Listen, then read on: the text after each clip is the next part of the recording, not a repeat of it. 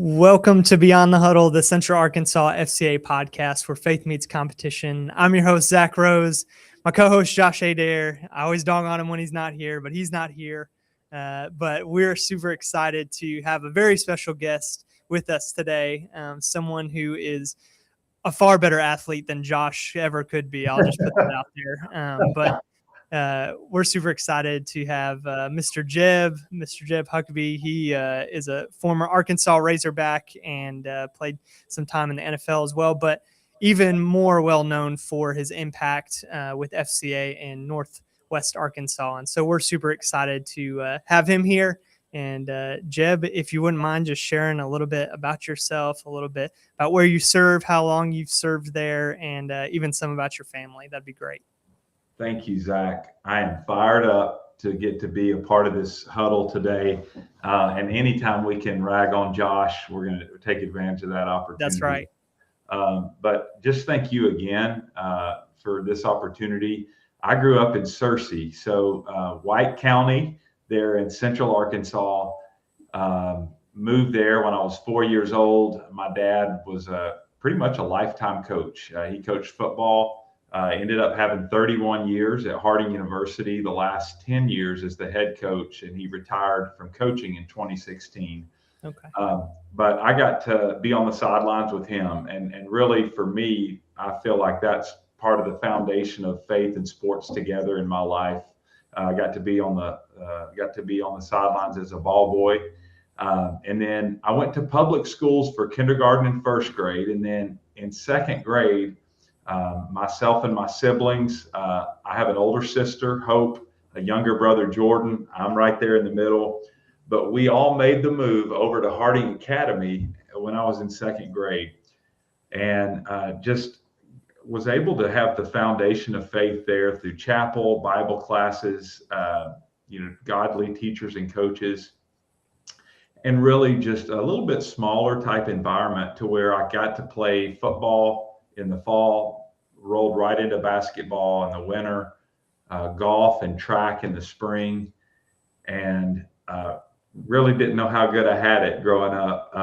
One of my greatest memories of being around the Harding environment was in elementary school. When I would finish with my school day, I would walk across the track over to where Dad was. And if it was in the fall, he would be at practice. If it was in the spring, he'd be in the weight room.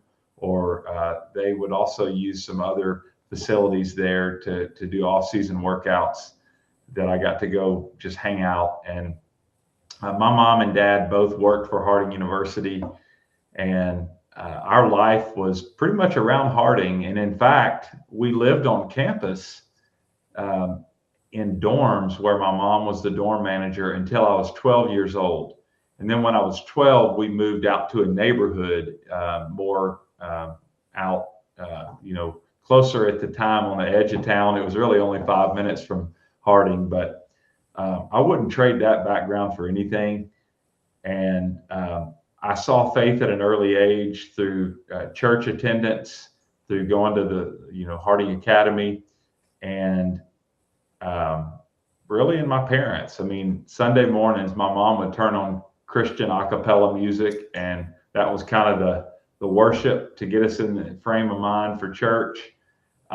However, I also was still pretty new and young and not really understanding what following Jesus was all about yet, but super thankful for kind of that biblical foundation and that training that my parents, my school, the people in the Harding community provided for me.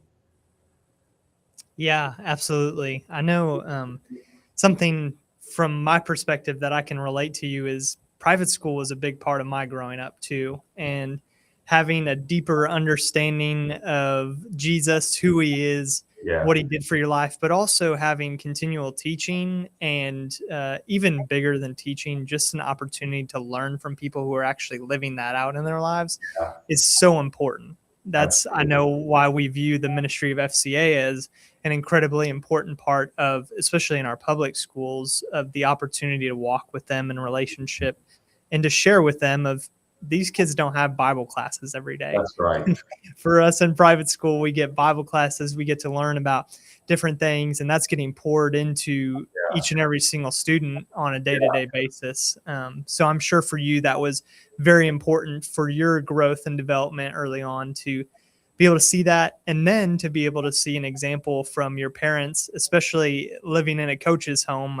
We talk a lot about on this podcast how coaching is a calling, and we believe that so strongly, especially in FCA, to be able to minister to someone specifically, but also to believe that the Lord has specifically ordained you and set you up in this position for a reason. There's a purpose for this. So I think that's so cool. And it makes so much sense why then as you continued throughout some of your life, which I want to dive into here, some of your playing days and your athletic journey of how that was, I'm sure, a foundational piece of your time as you went on throughout athletics. So could you maybe tell us a little bit more? Again, I'm sure you have been asked at different levels of what was it like playing for the Razorbacks, or what was it like playing in the NFL? But from a Christian athlete perspective, maybe a little bit different twist of this. How was your time throughout high school, throughout college,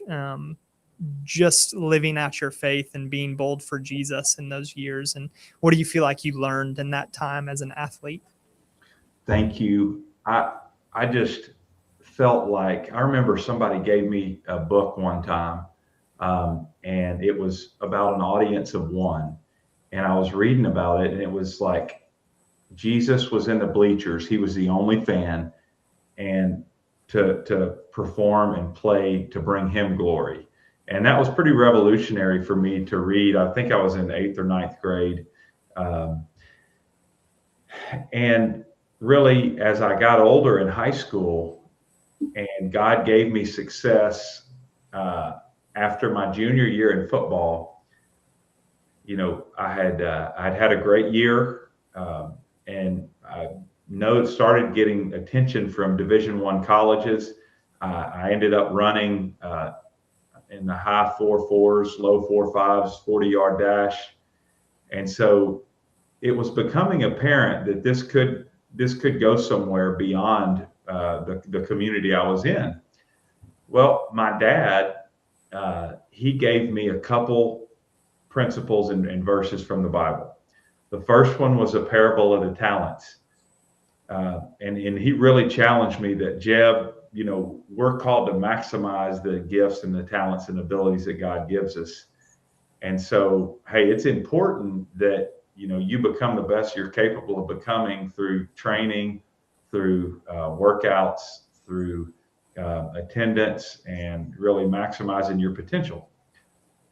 On the other side of that, he gave me Matthew 16:26. What does it profit a person if they gain the whole world yet forfeit their soul? And that helped me realize that even if God gave me very high level of success in football, it never would become the most important thing in my life. It would never take the place of God. And even with success, having the perspective of God is at the top. You know, you see coaches all the time. They might list priorities: faith, family, football.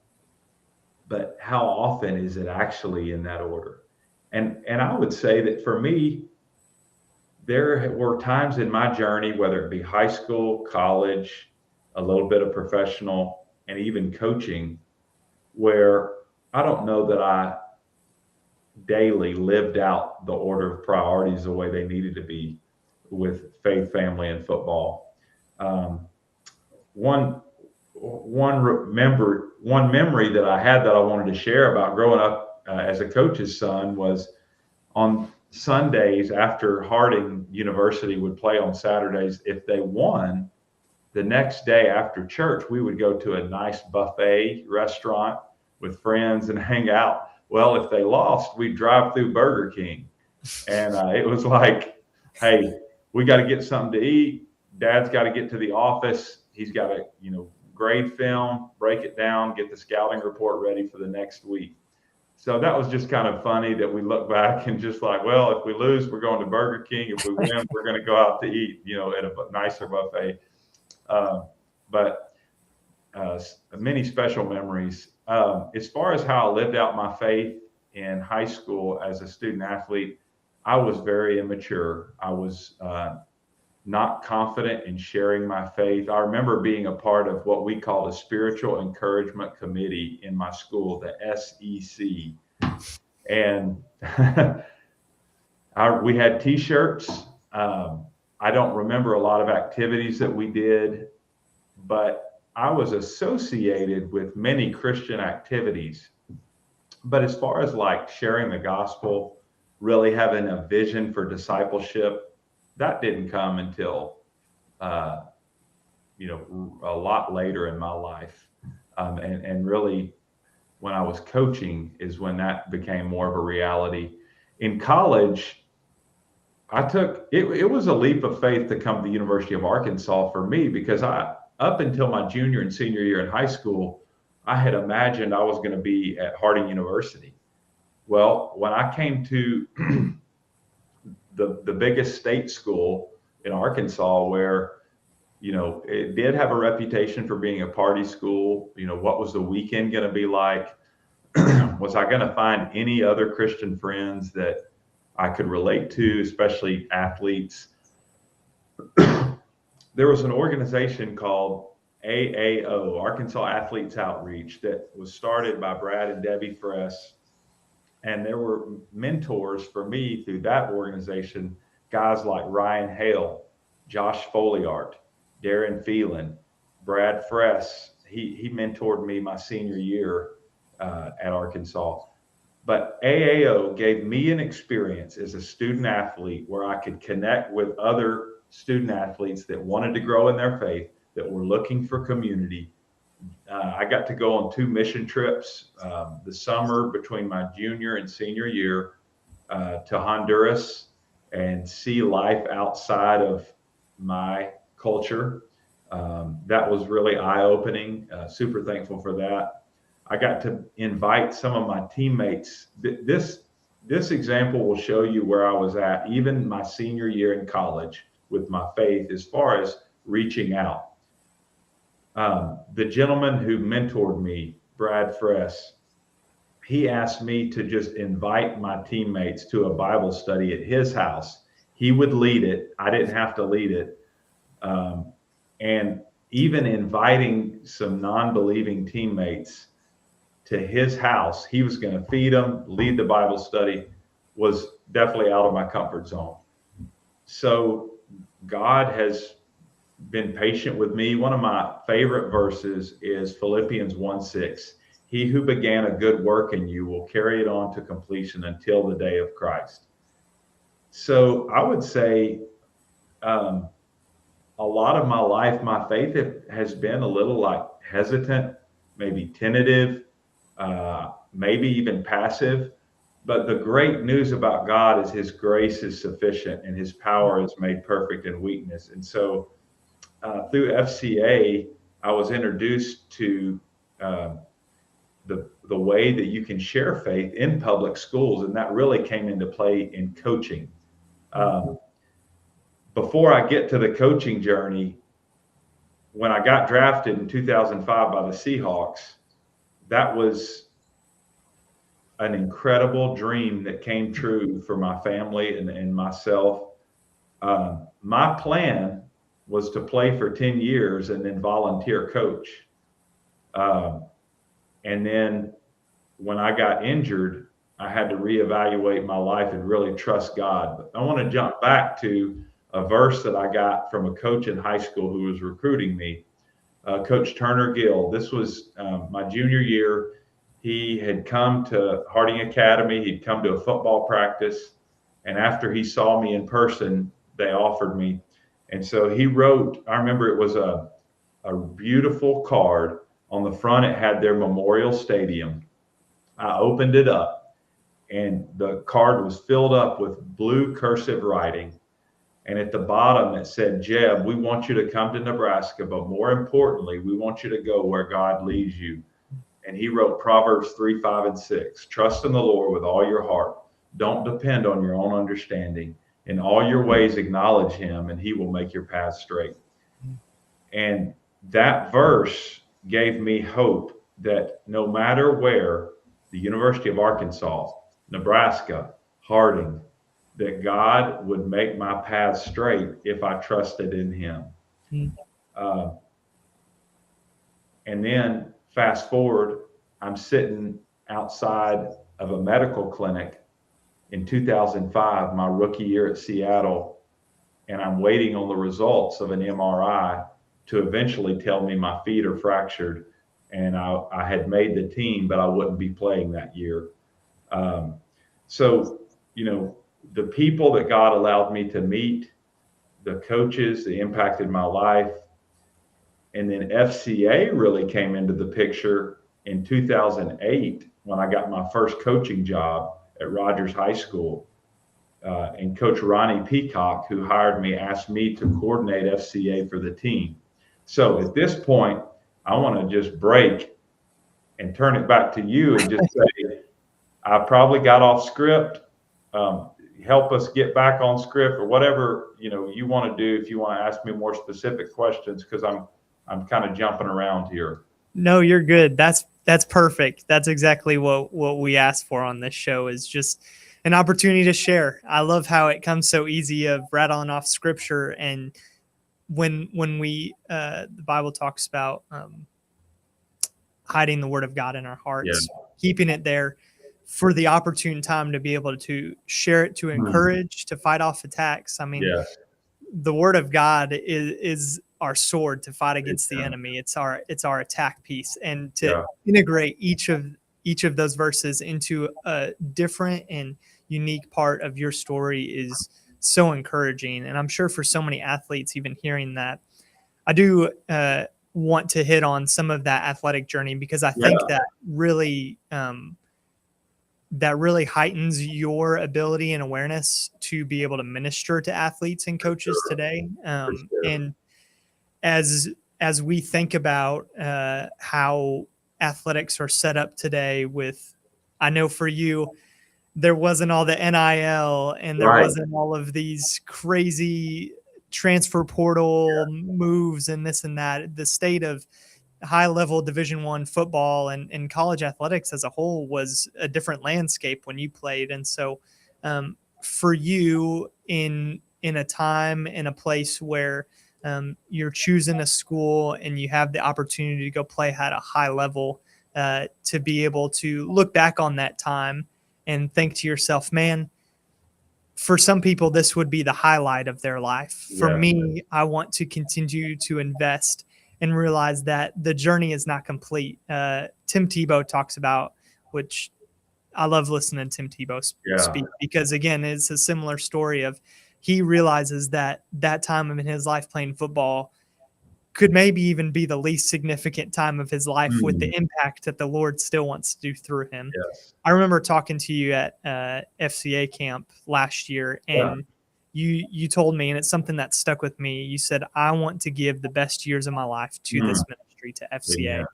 And for that to be the heartbeat of what you do as a whole, and even just hearing your perspective of your athletic career, is so, so humbling to me to think about, man, because it's all about priority, right? We can talk about it. We can say this, we can say that, but at the end of the day, it's a call to action. It's a call to do, and it's a call to be like Jesus. It's a call to live for Jesus. And so I just wanted to tell you that that's so encouraging. I'm sure for anyone listening, that's an encouragement to them as well. But to go to your athletic time, especially at Arkansas, was, first of all, I'm just curious to know. I had to do some research before we got on this call here, but I just want to see some of your highlights. And boy, I would not have wanted to be one of the quarterbacks, running backs that got popped by you in the backfield. But was there a favorite moment, just from a pure playing standpoint? Was there a favorite moment, whether it was playing against a certain athlete, playing against a certain team, playing in a specific game, that you look back on and you think, man, that was really, really cool that I had the opportunity to play at that level and to play in that moment?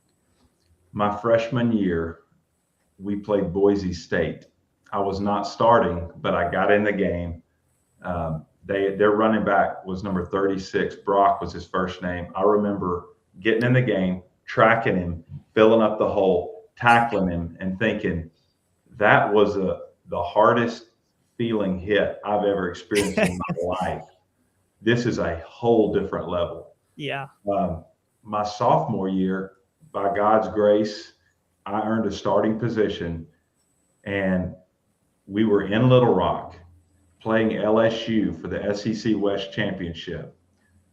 I remember we had a dog blitz on where I was lined up as an inside linebacker, and I creeped down, and when the ball snapped, I came right off the defensive end's edge and ended up making a tackle and causing a fumble. And I remember sprinting over to the benches and just, that was 50 miles from where I grew up, and even seeing somebody I knew from Searcy there. And what a special experience to get to be a Razorback in your home state and get to actually contribute and make a difference in the game.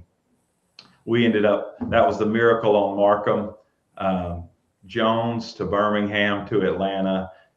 We played in the SEC championship. Now we played Georgia. They beat us 30-3 in the Georgia Dome. That was not a fun game, but we did get a ring for winning the SEC West. So really happy and thankful we got to do that. My junior year, the highlight as far as games go, we went down to Austin, Texas. It was the second game of the year. They were ranked 4. We were unranked. We shocked them. It was an 11 a.m. kickoff.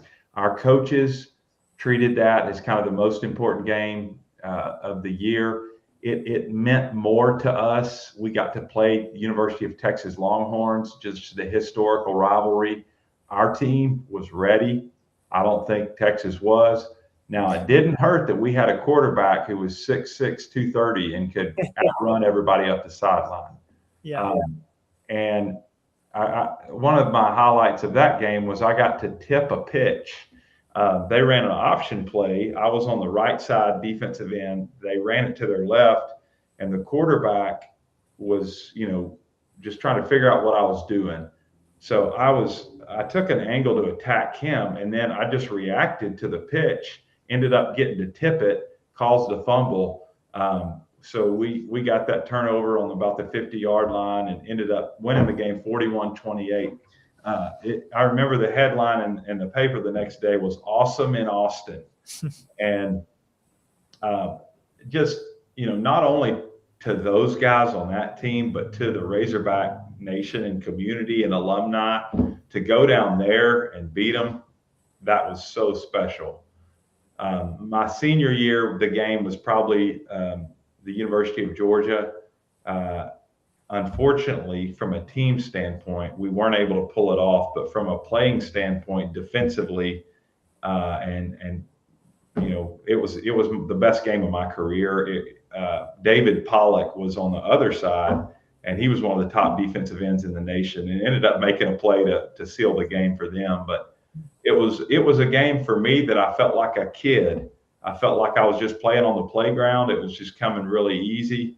And I felt like I was able to get in a zone and really help my team. And thankfully, I was able to have the health to do it. And the coaches believed in me. And those were just some of the biggest games in my life that I remember. And such a fun time to get to be a Razorback playing for Coach Houston Nutt, and to play with my teammates. And Code Red was our defensive theme. Be prepared, play hard, go max speed, and finish. And Josh Foleyart, I mentioned him earlier. He was a mentor of mine, brother in the faith. He helped me develop a talk on those principles: be prepared, play hard, max speed, and finish. And through the AAO ministry, I got to give a 5-minute Code Red talk before Emmett Smith spoke at this church, where they brought him in as a keynote speaker. And I actually got to ride in a limousine with him after he spoke to the airport. That was pretty special too. Yeah. Wow. I couldn't imagine I mean, the SEC is, you said it means more earlier, and that's, I mean, literally the SEC slogan. It just means more. But to be able to play at a high level, to be able to play against some high level players, because if I remember correctly, was Vince Young lined up on the opposing team for Texas when you guys played them? So he was my senior year when they Okay. came to Fayetteville, and they Yeah. actually beat us. It was a close game. The quarterback my junior year was Chance Mock. He was their starter, and he wasn't quite as mobile as Vince Young. So Well, there's not too many. Yeah. Not too many that are quite as mobile as Vince Young was. Yeah. But no, that's so cool. Thank you for sharing that side of it too. As just a pure sports fan, those are the moments that obviously, yes, Christ is the most important. But as we've been looking through, there's a book called The Spiritual Game Plan. They talked about it at I can't think of the big yes, but I've been reading through that and viewing sports as an avenue that God created rather than something that hinders us from connecting with God. It's actually something that helps us be more creative in light of what God has made and how he's created us to be. And it talks about all different things of just glorifying God through the gifts and abilities that we've been given. You hit on that just a minute ago, but that's so cool to be able to use your gifts and abilities at such a high level. And I'm sure to elevate you into spots where you've been able to speak into the lives of certain players. I know when I have gone to schools now, I didn't go play in the SEC necessarily, but sometimes there's I remember one time there was a team that needed one extra guy to come play on the court with them. And I came out there. I'm not any kind of professional basketball player, but I was competent enough to make a few shots and pass the ball well. And it was against some junior hires. So I earned a little bit of street credit, but then was able to speak into their situation, and they listened and engaged at a different level because they understood that what they really enjoyed and what they thought was really important to them was something that I also viewed as important. That's right. But the priority of that was just a different level. And so I think that's so cool to be able to hear that in your perspective of having great moments, having these awesome opportunities. But that's the least of what the Lord has done through your life in terms of I'm sure just the impact and things you've been able to make to lead people closer to Jesus. So I do want to hit on, like you were saying, your coaching career and kind of that transition into FCA. We also believe in FCA that we are called to this ministry and that this is something that the Lord puts in places on our heart and in our life. And sports ministry is a specific niche, but I think it hits on such a wide range of people. I mean, we talk about the Billy Graham quote of a coach will impact more people in a year than the average person will in a lifetime. So take me through some of that journey for you as a coach transitioning into FCA staff, what that transition looked like for you and for your family at that time, and why you have continued to stay faithful to the ministry of FCA and serve in that capacity over a span of, what is it, almost 20 years now? Being on staff? Yes. Actually, I'm approaching 7. So, okay. But my coaching career prior to coming on staff was also a calling and a ministry. And just getting started in coaching, I remember filling out a form and going through just some requirements. And one of the questions is like, what's your purpose in coaching? And, my purpose was to use the platform of coaching to share Christ with others. Now, in public schools, obviously you got to always think through how you do that. But FCA gives us an opportunity, a platform, which is what drew me in and gave me the chance to use that coaching platform to reach football players for Christ. And for what I was asked to do was really get guest speakers out in the community who had also had great sports experiences. They would come in, some would share the gospel, others would just share a motivational message. The players often would come because they got free pizza, but that was a little bit of what my role looked like when I was coaching and serving as the FCA coordinator. But as you said, Zach, like I wanted to be the best coach I could be. I wanted to give my players the advantage to utilize what I had learned at all different levels to help them be effective and to be successful. And so you're building those relationships, you're building credibility, you're building trust. I still have a signed football from the players who played for me at Rogers High School for 2 years. And then eventually when I went to Fayetteville High School, the head coach there asked me to do that as well. And in Fayetteville in the spring, we were able to have like a smaller group, more of a discipleship type huddle. And it was after a weight room, and off season would end. And we didn't have huge numbers, but in that we got to really talk through more of like, what's it like to live as a Christian? What's it like to share your faith? And then FCA ministered to me through coaches' Bible studies.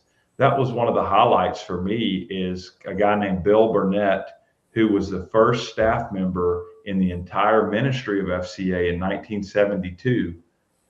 He had come back to his staff role after having a career in professional counseling.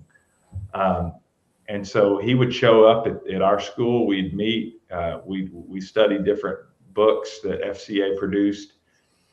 And it wasn't a large group of coaches. It might be 2, it could be 5.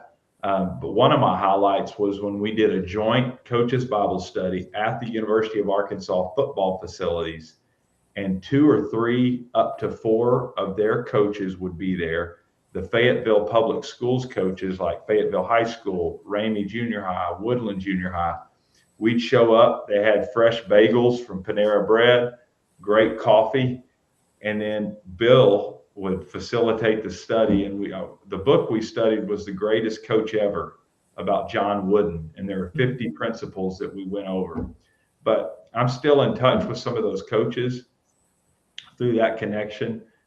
And Zach, my goal in coaching was to coach long enough to retire from the profession, and then I could volunteer with FCA.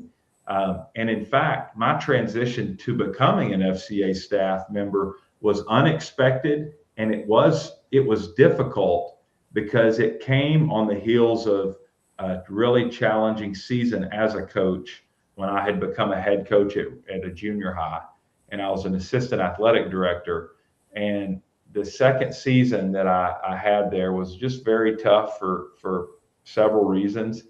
And I was looking for something that felt like a better fit. It felt like life-giving. But for me, that job wasn't going to be one that I could sustain long-term. So through the counsel of the high school head coach and talking with the administration, I knew that job wasn't going to continue for me the next year. And so I got to have 1 year where I was just teaching.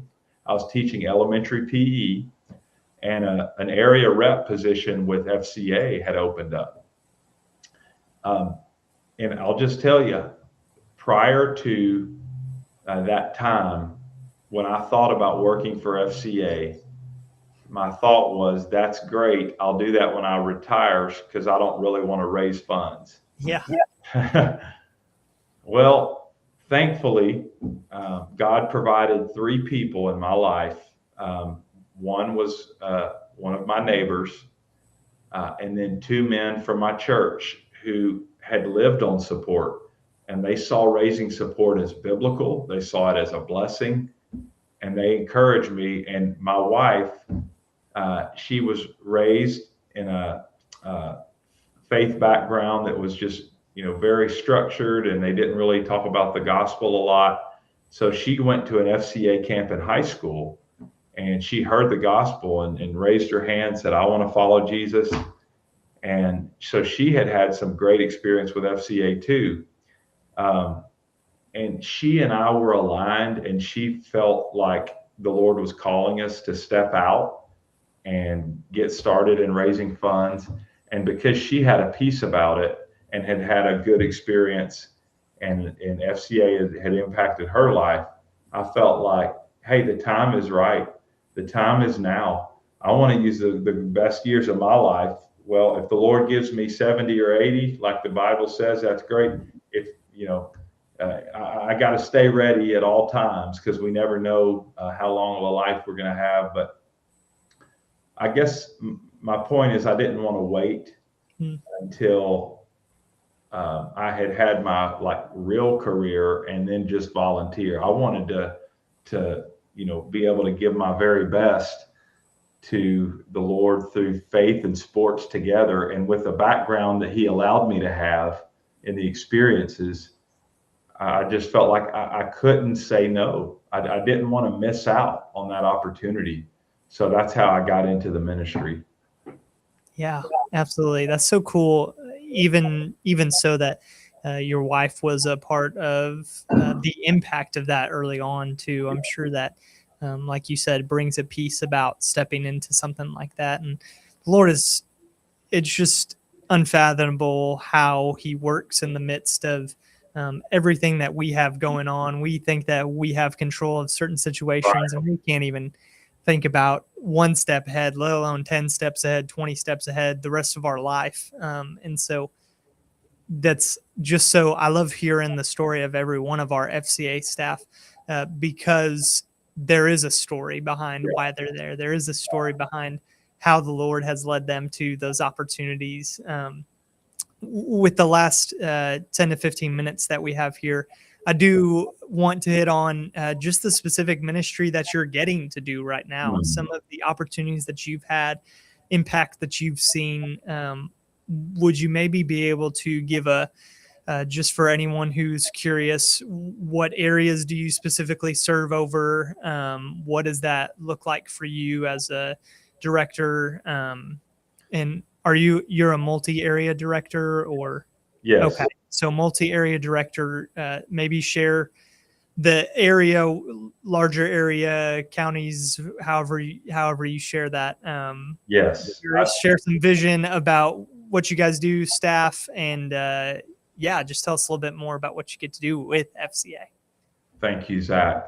I'm very blessed to serve under our state director, Micah May, and just really, really appreciate his support. My role is a multi-area director over Northwest Arkansas. That includes North Arkansas, which is directed by Neil Elliott.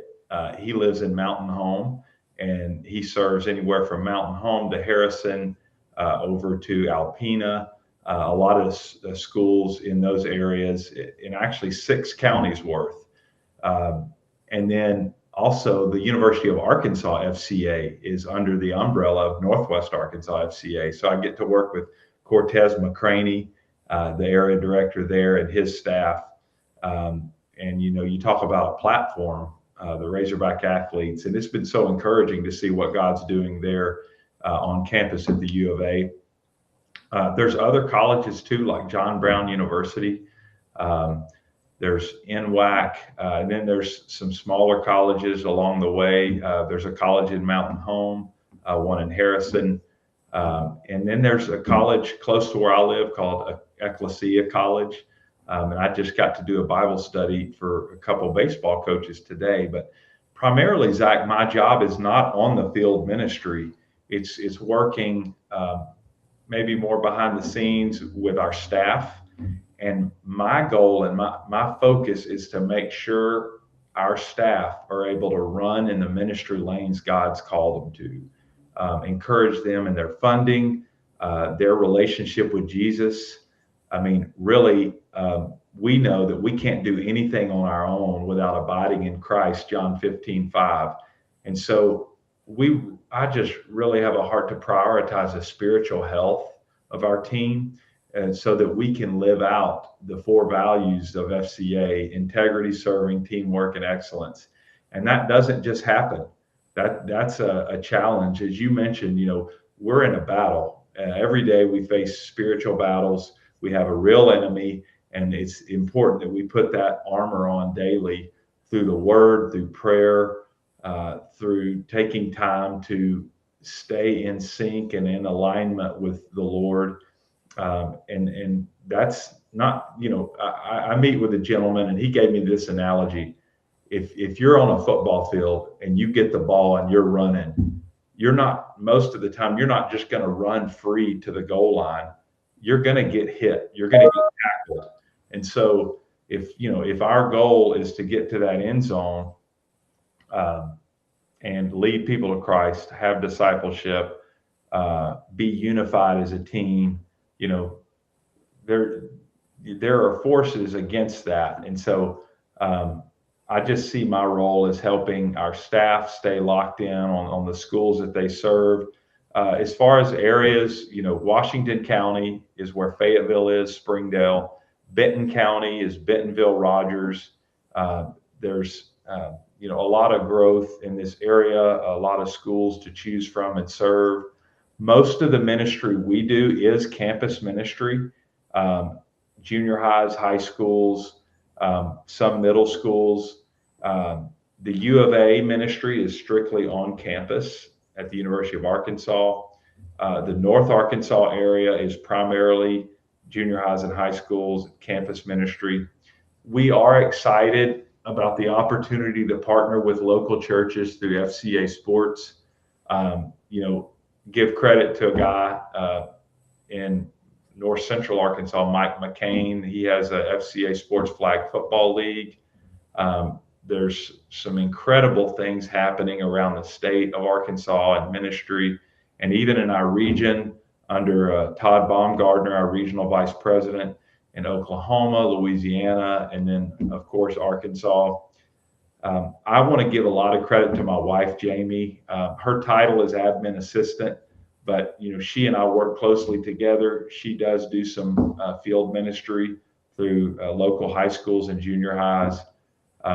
But I don't know that I could do this without her, with her prayer support, her wisdom, her encouragement. One of my teammates, really our teammates in Arkansas, Cortez McCraney, he was asked, what's the most important thing in ministry? And the answer was staying encouraged. And so if we as FCA staff, if we can stay encouraged, if we can stay focused on what God's called us to through, having the courage to make new connections, serving our huddle sponsors, student athletes, serving well, planning for events, being in touch with volunteers, helping them really understand what it means to serve with FCA. I encourage, and this is something that is kind of just a work in progress for me and really for all staff, but having a discipleship and an evangelism plan is so important to be able to live that out, and taking opportunities to listen to the Lord throughout the day. What is the Holy Spirit telling us? And believe me, I don't have this figured out. I want to grow in my understanding, my ability to listen to God's voice, to follow Him, to stay in God's Word. But I pray and I hope that for all of our staff, they can look back and say, man, my time with FCA really helped me grow in my faith. Whether that's 25 years, 40 years, 2 years, whatever that might be. I just want to appreciate Micah May and his leadership, just especially helping staff understand what it takes to raise support. I mean, just to offer a call every week for people to get on and to, have accountability, to be encouraged, to learn new strategies. I know that's one of the main reasons why people won't go into ministry or won't stay in ministry is fundraising. But also like people like you, Zach, who are doing things that allow others to get connected virtually. And I think getting our staff to be able to share their stories and getting the word out is so powerful and valuable, not only for our other staff to hear, but even as an encouragement to people who aren't on staff, our volunteers, our huddle student athlete. So I appreciate what you're doing here, and I think it's very valuable. And I appreciate the preparation that goes into it, and the consistency that you're showing as trying to do this as often as possible. Yeah, definitely. I appreciate that. That was something that uh, when we think about reaching every coach and every athlete, larger than I think what I've learned since being on FCA staff is FCA um, is known as a lot of different things to different people based on their experience, but Yes. it had widely been known as just a football ministry, Yeah. depending on where you go, what state you're in. But I've learned, especially here in Central Arkansas, that was a wider view of what Yeah. FCA did and does. And for me, that was like, okay, but when we think about this, and not to diminish football, but also to elevate some of the other sports Yeah. that are played too, and it has nothing to do with the sport. It has everything to do with the human being and the child of God that is uniquely made and given abilities to perform at a different level than someone else. Of how do we view everyone as equally valuable, and Yeah. how do we find elements and things to be able to share the stories of the people that are being impacted in our community. And that's been something I've so enjoyed. I love having conversations with people, and I have learned that I've seen a lot of different interviews, and I'll be honest, sometimes I get a little frustrated watching sideline reporters ask interviews, because I am like, man, can we dig a little deeper and ask a question that maybe just brings a little bit more of an answer from someone? And if you can do some of the research. And I think what I've learned from this podcast avenue is, and what I'm trying to get at here is, when we think about pursuing others and loving others and caring for them well, a part of that is getting to know them and understanding who they are. Yeah. Number one, being able to encourage them, and two, be able to listen and hear what they have to say. Because when we do that, then there becomes an opportunity for us to then process and understand, okay, they said this, so that means that their train of thought means that they believe this about themselves, about Yeah. the world around them.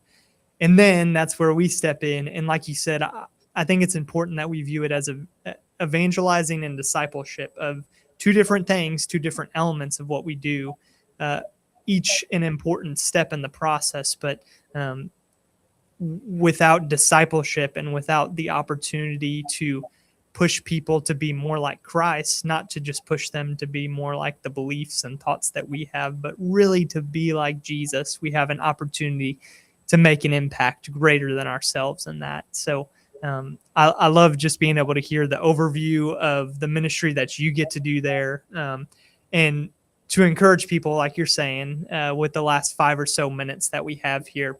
I wanted to ask you, is there a specific story of ministry in the surrounding areas that you serve over? Maybe it was another staff member who shared something with you, or maybe it was something you experienced yourself. Was there a story of impact that you could maybe share to encourage us as we finish this up? About 3 years ago, there was a baseball coach that reached out to me. I had known him a little bit, but he wanted to do a FCA baseball youth clinic to help develop his high school program. And so he got that started, and then we got connected, and I asked if he wanted to do a Bible study. So himself and a couple other coaches would show up pretty consistently, and we used the E3 Bible. We went through different studies. That was impactful. Well, then one of my teammates, Becky Patterson, who's been on staff with us for 25 years, she introduced me to this gentleman who had just retired from being a CEO of a very successful company in Fayetteville. Well, I met him, found out about him, had a great athletic background. He was a wide receiver for the Arkansas Razorbacks in the late 70s. He also played basketball for the Hogs for a few of those years. And he had been plugged into a local church for a while. And really, he was just looking for somewhere to serve. So I told the coaches, after maybe this was going into year 2 of the Bible study, hey, there's a volunteer. I'd like to come. I think you'll enjoy meeting him. He's a former athlete. Well, what God has done through that is really cool, because I was able to pass the baton to him. He's really poured into these coaches. He invited them to he and his wife's home. He had meals with him. He gave them Christmas gifts. He prays for them. And there's been multiple times where he's called me, written me a letter of how impactful this FCA volunteer opportunity has been in his life. And I've just been blown away at what God can do through a volunteer. And it was when initially when I was handing that off to him, it was kind of like, well, is everything going to be okay? Is it going to continue to go? Well, I think the Lord's really multiplied it, and it's gotten it's gone much better and more effective as far as reaching the coaches and kind of the expansion of the outreach from what I could do with it. So praise God for just how someone with an athletic background who had a desire to serve, who I was introduced to by a trusted teammate, could multiply the ministry. And I just remember a really impactful person in the ministry a few years ago saying, hey, we've got to hand off the keys to the FCA vehicle to our volunteers. And whether it's a part-time staff, full-time volunteer, a sponsor at a school, just the chance to connect faith and sports together to see the kingdom advance is incredible. It's life-changing. It's life-giving. It has eternal value. And so I'm super thankful that I got to see that and be encouraged by, the stories there. Yeah, absolutely. It wouldn't be possible without volunteer support, churches, businesses, those who give and those who serve and those who pray. So, Amen. Man, thank you so much, Jeb, for your time. We are just so grateful to hear some of what the Lord has done in through your life and then through your ministry as you're serving faithfully with FCA. So thank you for your time. We really, really appreciate it. And thank you for listening and for joining this episode of Beyond the Huddle, the Central Arkansas FCA podcast, where faith meets